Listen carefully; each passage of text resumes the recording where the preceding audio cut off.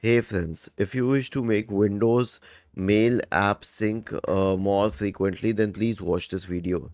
The Mail app has been delimited, and if you try opening the Mail app, it will only take you to the new Outlook app. Does it have sync settings? Well, let us check that. Click on settings and then you can search for sync. You will not find anything specifically here except for the sync email aliases. Okay, so does it have an option to increase the frequency?